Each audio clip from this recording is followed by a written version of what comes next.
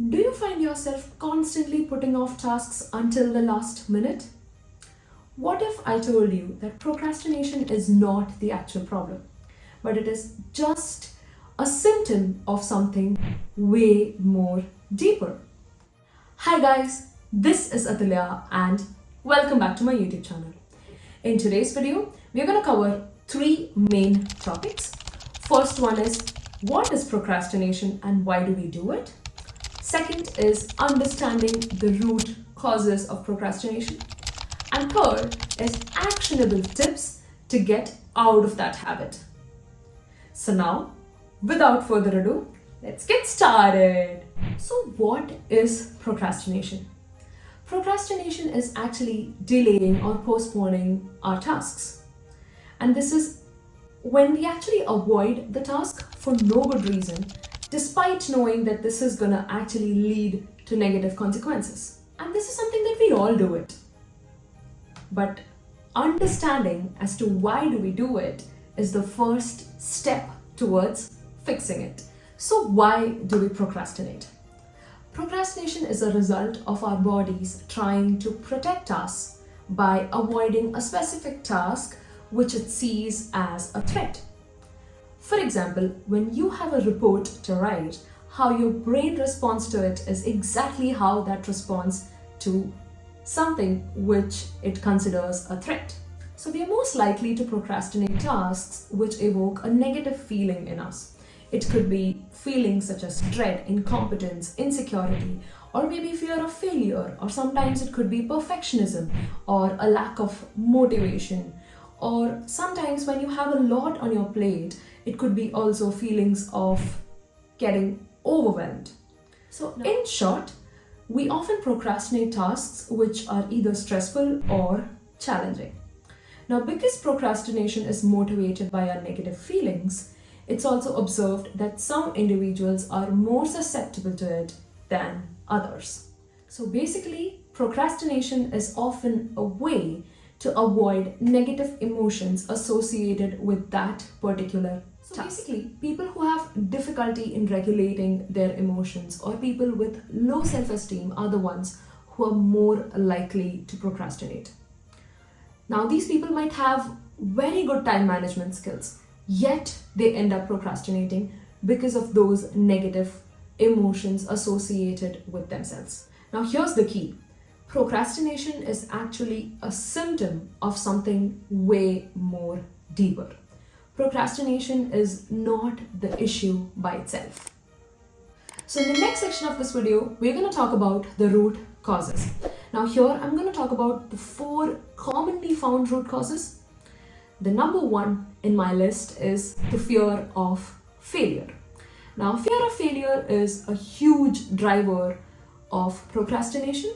We often avoid tasks where we feel that we might not be able to finish it or we might not be able to do it well.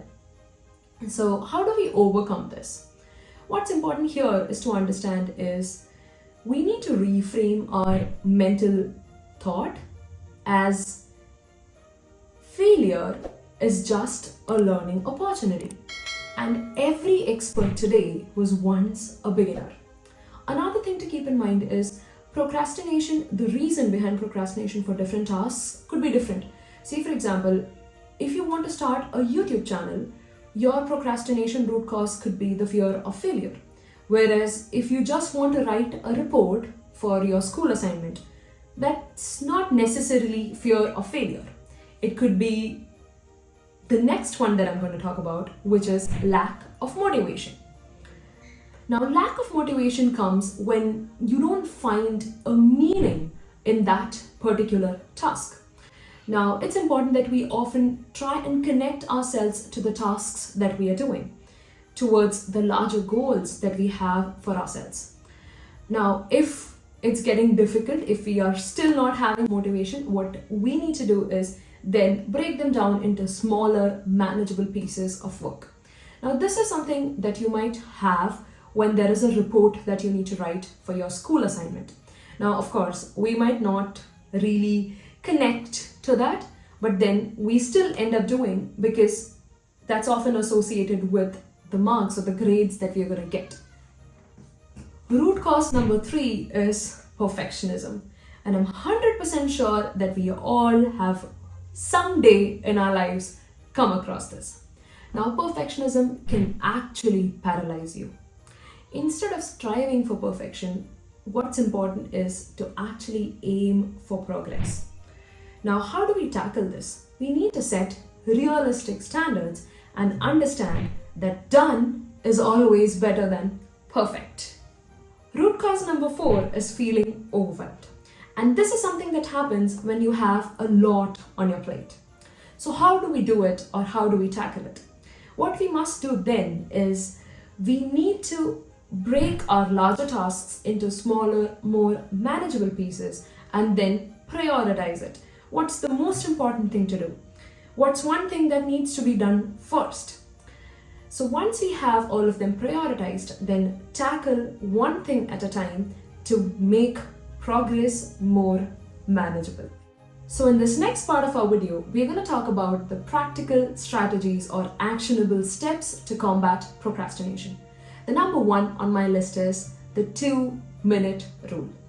So what this rule says is, if there is a task which can be completed, that is done and dusted in 2 minutes, don't think, just do it. So this basically helps in overcoming the initial resistance and then building momentum. Second on my list is time blocking. This one strategy has actually helped me build a routine. And I cannot stress the importance of this one. What you need to do is take out any app. It could be your Google Calendar, Apple Calendar, or any other app wherein you need to block times for tasks that are most important. So block time for your focused work. Now, if you're a student, your focused work could be your studies. If you're working, it could be your actual work, the most important aspects of your work, or it could be your side project or side gigs. Now, this helps in creating a routine and actually reducing the decision fatigue. So block your time and then use Pomodoro technique to complete your focused work.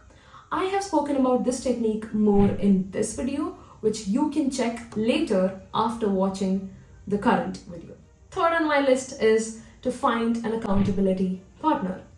Sharing your goals and your progress with someone who is like-minded, who is also trying to do the same thing, increases your commitment and your motivation towards that work. So if I tell you my own personal example, I have a friend with whom I go to the gym. And one reason as to why am I so regular is because I have this friend and I know that we need to go for that particular gym session.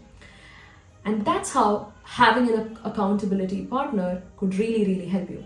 But it's very important that you think and choose this person wisely, and it's often helpful when both of you have similar goals. With that, we come to an end to this video, and like we discussed, procrastination is not a problem, but rather a symptom. So what's more important is to find the root cause of it and then try and use these actionable steps like time blocking, having an accountability partner, or the 2-minute rule to actually beat procrastination. Thank you so much for watching. Let me know in the comments below, what is your root cause for procrastination?